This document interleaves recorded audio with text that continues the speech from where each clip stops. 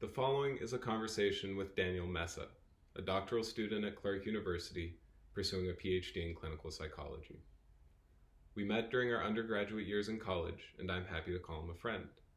Among other things, I asked him about what sparked his initial interest in psychology, the thinking that led him to the decision to pursue graduate school, some granular aspects of the application project, and his hopes for the future of his work.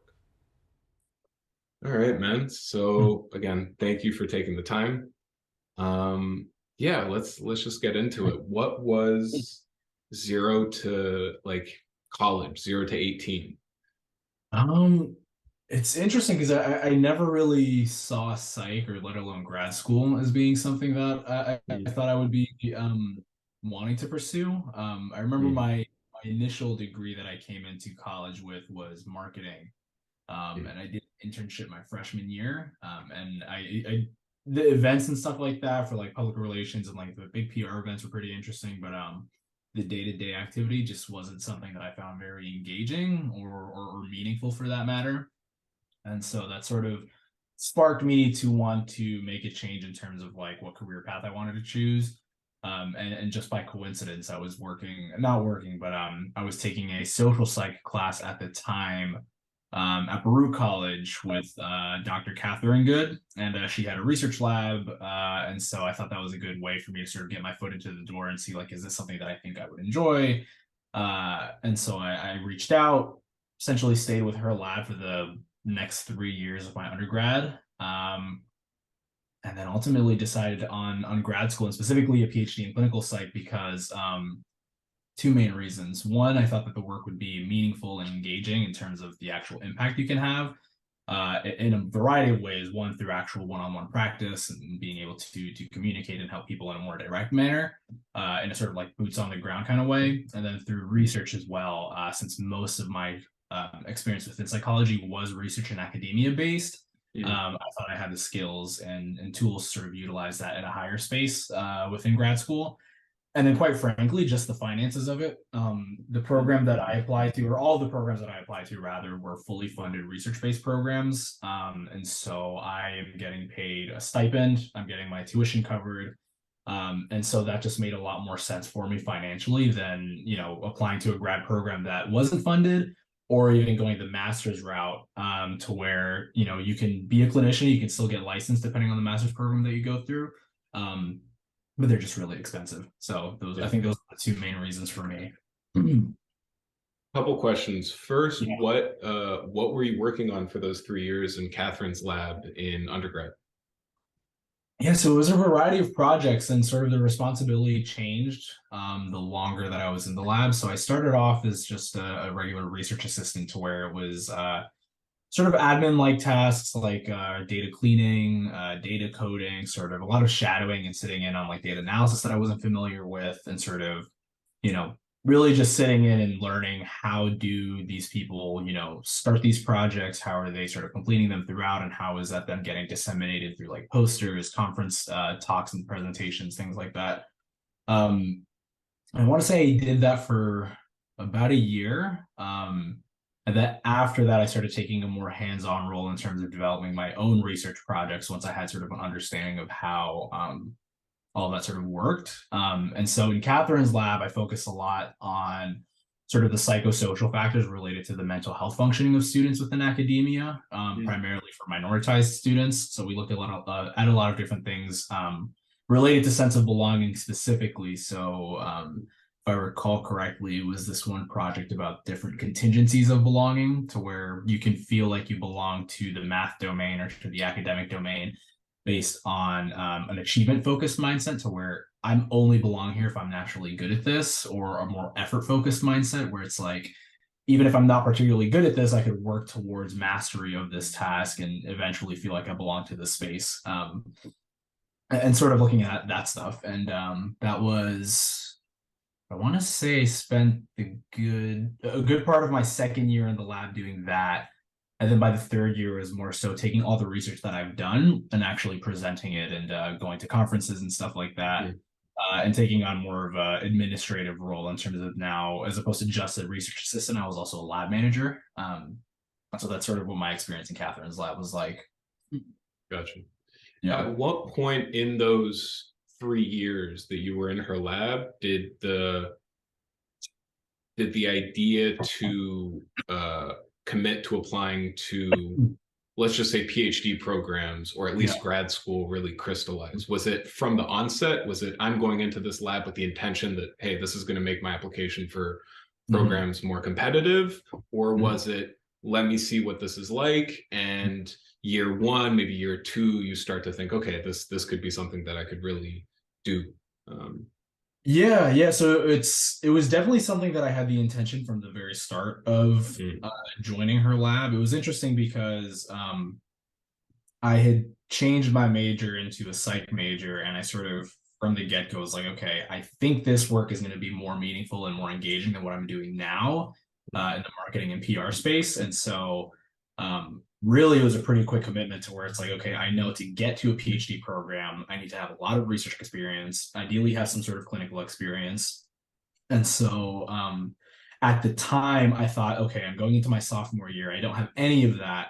And so I felt pretty behind in terms of where my like resume should be standing, which looking back was insane. Like nobody knows what they're doing their sophomore year for the most part. So I will say that if knowing in your sophomore year and already being in a lab, it's, at least from my perspective, it seems like you're ahead of the curve. I mean, and I agree, but my mindset at the time was like, oh man, I'm not, where I'm supposed to be, sort of make it up, which is why I got into doing my own research projects very early on after that first year. Just because you'll notice that a lot of research assistants, they sort of take on bits and pieces of sort of larger group projects that are being done within the lab. And so I did some of that, obviously, but then I also went ahead and did the development of my own project, which was supposed to be for an honors thesis, but I actually didn't end up registering it, which is weird. But yeah, it was a pretty early on thing to where I knew I wanted the research experience because I knew that the possibility or the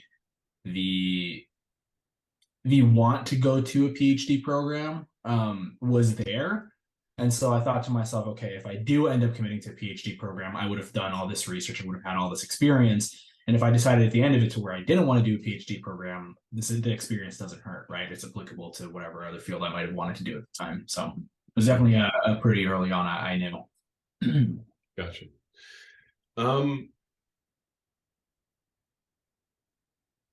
Yeah, in terms of the granular, I mean, first of all, that explains a lot of I mean, we met for one course and I was struck.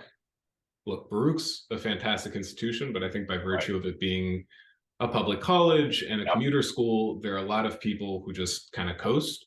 And I distinctly remember upon meeting you that there was a sort of poise and intentionality maybe about how you were operating in undergrad that was remarkable. I definitely noticed it, and you saying that you are already in a lab with these future plans, definitely it sort of puts two and two together for me.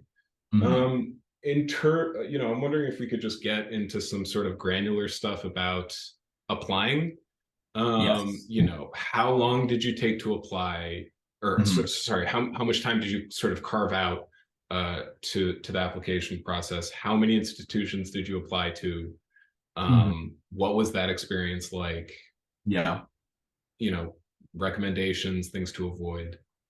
So the application project for really any sort of PhD program, whether it's in the clinical space or outside of it, is pretty intensive, I'd say.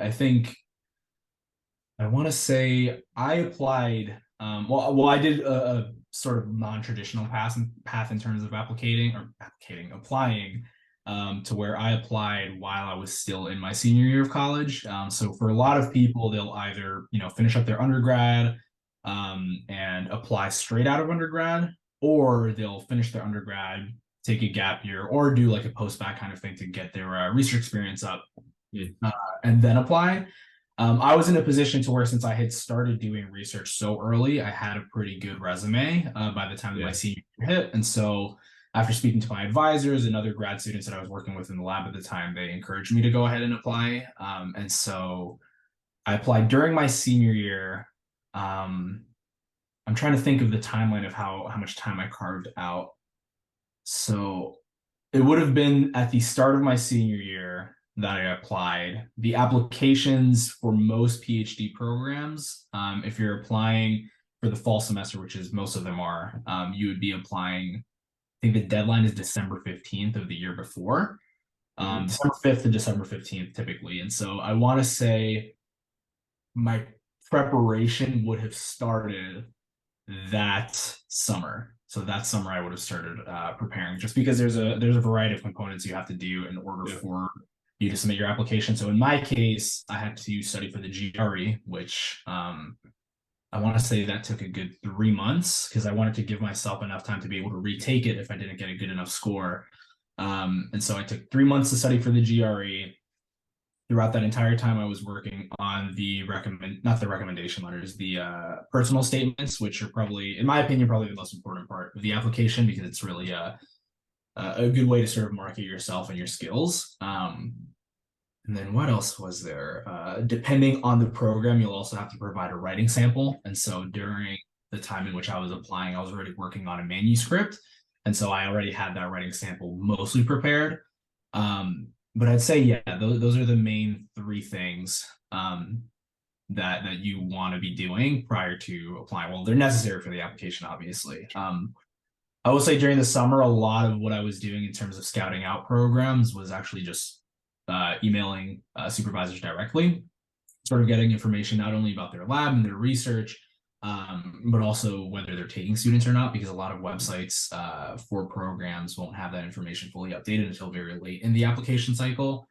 And so, there's a couple of people who I wanted to apply to, but they weren't accepting students during the application cycle that I was in. So I'd say, like, at the very least, you want to give yourself like 6 months to do all that. I know a lot of people take closer to a year prior to their application of just really ironing out their personal statements, taking the GRE as many times as they need to, and getting all their research stuff in line. But I will say it's changing a lot now, especially with the GRE, just because most programs don't even the GRE anymore.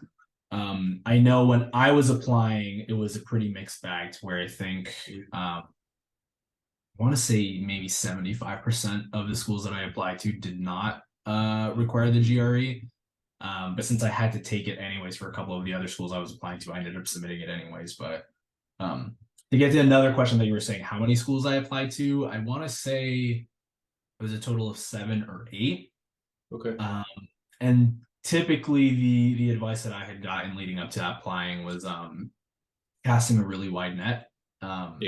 That's because, clinical psych programs are so competitive to get into. And not only that, it's also just such a crapshoot as to whether you actually get in. There's like so much luck and timing involved.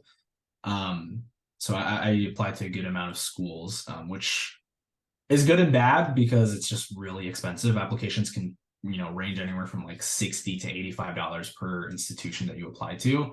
And at least looking back on it, I only went through 1 round of applications. I know people who've gone to, 3 or 4 before actually getting in. But applying to so many schools really sort of felt watered down by the end of it, because the biggest thing for identifying programs that you want to apply to is sort of the research fit between you, the institution, and more importantly, you and the mentor or advisor that you're going to have. And I feel like I sort of fell in the hole of like, okay, I wanted to apply to a lot of schools, so that sort of best fit wasn't something that was super salient for some of the schools. It was just like, I want to apply to these because they're sort of in the vicinity of where I want to be at. But yeah, that's a little bit of a scattered answer. But if you have anything that you want, that's it's interesting that you point out sort of the contradicting incentives. The advice to apply. I've heard apply to 20, 30 programs as like a base number. Yeah, and the as you say, there's that, and then there's trying to find specific people that you want to work with, and to target those people requires a level of specificity that is going to get watered down the more programs you apply to. Yeah, so that's interesting. How, if I may ask, how 7 or 8 that's ballsy, I would say. Yeah. So it sounds like you had 3 years of lab experience. I assume your Yes. GPAs were pretty strong. Mhm. GRE. How many did you get into? How'd you make that decision? Yeah. And how's your first year been? Yeah, so I'll start sort of by giving some information of what I looked like as an applicant at the Hmm. time. And so I think I graduated from Baruch with a 3.87 GPA. I had 3 years of lab experience, but more importantly, I had a lot of sort of not publications, but I had a lot of like deliverables already to where I think I had presented at 3 or 4 conferences by that time. And I had a manuscript in progress that was still being written. And so that was something I was able to list on my CV. And Um, sorry, can you just clarify manuscript? What exactly was Yeah, that piece of manuscript writing? essentially where the two main ways of disseminating research that you do are through poster presentations. You put it together sort of like a science day kind of thing. And then you have manuscripts or papers essentially to where you're doing a full write up in terms of like a scientific journal article. And so I had one of those in progress already that I was able to list on my CV, which looked really good for applications. And it was also the one that I used for the writing sample that I had mentioned earlier. Um, so yeah, I had a lot of research experience, which was good. I had practically zero clinical experience. I think I had like 6 months of volunteer work at a nonprofit based in New York. And my GRE, I was pretty average on my GRE. I want to say I was in like the 55th to like 60th percentile, so nothing, spectacular.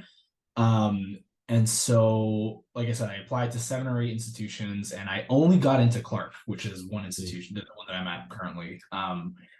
And so at the time, I sort of took it as like a wow, like I must be, not that great of an applicant if I've applied to all of these and only got into one. But you'll find out when you speak to more grad students that it's actually not that uncommon to actually Yeah. only get into one institution. I know a couple of my friends have only got into one. Some of them got accepted at one, waitlisted at a couple others, but it's really just so random. It's so competitive, but again, there's so much luck in terms of best fit, how did the interviews go and all that, which is a huge drawn out process, obviously. So I only got into Clark, so that made my decision pretty easy to where they offered a pretty good funding package. They were within um, the geographical range of where I wanted to stay at. I didn't want Yeah. to leave the East Coast. Um, and yeah, so yeah, my decision in terms of accepting or declining was fairly easy at that point. It Yeah. was just making sure that the funding package was something that was competitive with other schools that I had applied to, which it was at the time. Dude, congrats. I would say that yeah, no, I'm totally inspired. 7 or 8 and then getting into what, no, but Yeah. truly, because you hear stories of, Mhm. as you said, people can spend 3 years going through Yes. multiple rounds of applications. Yeah. So that's well, it's encouraging to hear. Mhm. um Looking back, would you have done, are there any things that stand out to you that you would have done differently in the application process, specifically? In the application process, I think for the schools that required the GRE, I would have retaken it. I Mm. was sort of since I only took about 6 months for my preparation from summertime up until December to actually submit the applications. It was, and me, mind you, I was still taking classes at the time as well. It was just a lot of work. So once I took the Yeah. GRE, I saw that I did okay. I decided not to retake it, which I probably should have because I think there were still like 2 or 3 schools that did require the GRE, and so they're weighting those scores higher than the other ones would, obviously. Um, in terms of changing my application material, I don't know if there would be too much I could do in that immediate time to make it any better than it already was, just because my recommendation letters were very strong as well, to where I had, my main 3 years of research experience with Catherine's lab. I had also done like a semester of research at, where was it? Baruch College under a separate lab, and then a year of research at Brooklyn College, both under these research experiences for undergrad programs. And so all three of my recommendation letters were from, research advisors, which is typically the strongest kind of recommendation letter you can have. And so I really think the only thing I could have done differently would to take more time off after graduating, sort of do like a post-bac, do more research, possibly publish that manuscript prior to applying, and go from there. But if I could do anything different in terms of the general experience, I think I definitely would have taken the year off, not even just for research, just to sort of live a little bit, get away from academia. Um, the PhD program is very difficult, as I'm sure you're aware of, and so going directly from undergrad to the PhD program, while it's been doable and while I've been doing fine, it is something that if I can do again, I would definitely take a year off and kind of just like relax a little bit and Sure. get prepared for applying. Yeah. Yeah, so I mean, I'm curious as to how the last year has gone. Sort of expectations that you were going into it with, how have those changed? What was hard? What was unexpected? And then maybe your long-term goals. Do you see yourself more in academia, doing research? Do you want to be a clinician? A mix of both? Yeah, so in terms of expectations, I think as with anybody else who's getting into a PhD program, like the expectation is that it's going to be difficult and it's going to be very time consuming and again, just difficult generally speaking. And so I had sort of prepared for that prior to starting. And I think the expectation it's definitely lived up to that expectation. I'd say the most difficult part is one, time management, just because especially in a clinical psych PhD, there's so many different components that you have to worry about.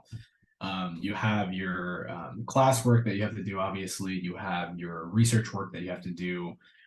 You have to do your clinical work. So for me and Clark University's program, we start clinical assessment work from our very first semester. So we're already seeing people doing a different battery of assessments. And so those are three main things. And then depending on whether you have an RA ship or TA ship for your funding, you're going to be doing teaching as well. And so I have done TAing for the last 2 semesters. And so I have 4 things on my plate to worry about throughout the year, essentially. And relatedly to the time management component, the hardest thing is, you get into a PhD program with the aspirations of working on research that you care about. But it's really hard to commit to actually having time to do that research that you're interested in, just because the classwork takes so much time, the clinical work takes so much time, teaching, grading, and stuff like that takes so much time. And so it's often a battle of like trying to scrap whatever free time you do have together to work on, what you would imagine to be the most important part of your experience in a PhD program, which is doing the research you care about, working towards, publishing, stuff like that. And it just always feels like that's like the component that has the least time like allotted to it, which is frustrating, obviously, and it's difficult to work around, but it's sort of a similar experience for most grad students, I'd say. I think one thing in my case, having been born and raised in Queens, New York, and having to move over to Massachusetts for the program, that was definitely something that I was thinking about and I was cognizant of, but it was sort of like an afterthought because you're so worried about the academic stuff and all that.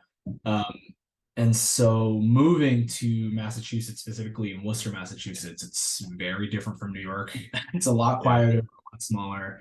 And so sort of the day-to-day adjustment of living in a new place, so far away from home, away from family, is definitely something that should be considered. I know friends of mine in the program, they've moved all the way from like Nebraska and Minnesota all the way to Worcester, Massachusetts. So it's definitely something to think about in terms of like where you land at in your application cycle. But yeah, I'd say the expectations are that it was going to be really hard. It is really hard, very time consuming, but it's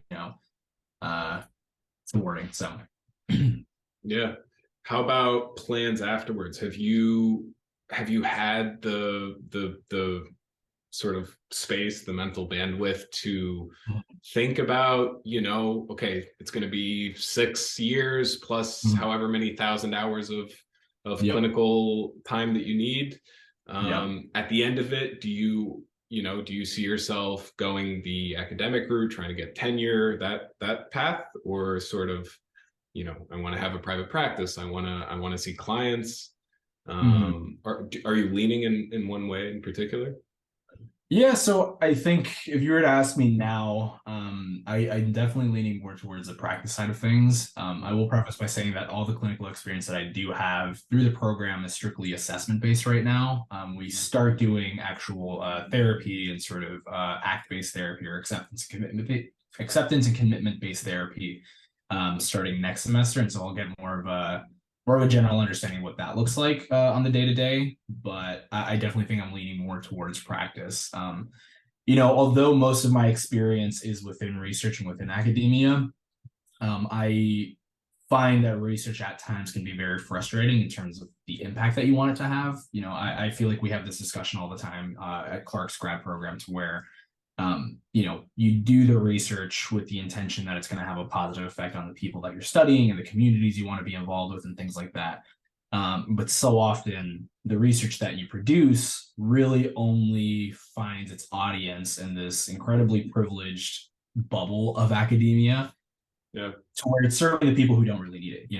So when I think of impact, it's like, do I want to be on the ground helping people on a one-on-one basis and sort of seeing a tangible change in their lives because of something that I'm helping them accomplish? Or do I want to publish a paper to where 3, 4, or 5 people are going to read it, then do more studies based on it, and say that they're if doing you're something? lucky. If you're lucky, exactly. Yeah. So it just gets frustrating, to where I get the value of research and I think it's incredibly important for the field. But in terms of the kind of impact that I want to have, I don't think it's doing enough in terms of actual impact. So those are sort of my frustrations with research, which is why I want to lean more towards practice right now. But again, I will say I had just finished the first year. Like you said, we've got maybe 6 years to go, or 5 years to go at this point, plus whatever 1,000 hours of clinical hours that you want to accrue if you have to get if you want to get licensed, that is, and certified. Yeah, so my opinions might change, but right now I definitely say practice is where I'm leaning. Do you see yourself trying to get, it might be too early to ask this question, but do you think you're going to try to get accredited in Massachusetts, or do you want to come back to New York? Have you paid any thought? It's tricky, just because the I always confuse whether it's externship or internship. But the internship application, I'll just use that word right now. It's again very competitive, so it's brutal. You getting into a placement in the exact location where you want to be at is tough. And so I know people who have wanted to apply to Brooklyn, for example, and they ended up in like LA. And so that's really just out of your control. But in an ideal scenario, I do want to live within New York State, relatively close to New York City. And so ideally, I'd want to get licensed here. I haven't done too much work in terms of checking what sort of state licenses can carry over. I know the requirements change depending on whatever state you're in, and so that's something to look out for. To where if you're going to go to school in, I don't know, Montana, for example, and the licensure over there doesn't apply to the state of New York, and you want to work in New York, that's something to consider, not only throughout your time in the program, but also prior to applying. It's something you should probably be thinking of. But yeah, I think for me, I'd want to be back in New York. Massachusetts is nice, Worcester is nice, but I think New York is a little better. I'm with you. Yeah. Well, hey man, thank you so much. This was helpful, and I appreciate you taking the time. I'd be curious if you want to meet up again in a year or two and just hear how things have been going. If you're ever back in New York, let's meet up. Yeah, absolutely, man. I'm happy to. Sounds good, man. Thanks a lot.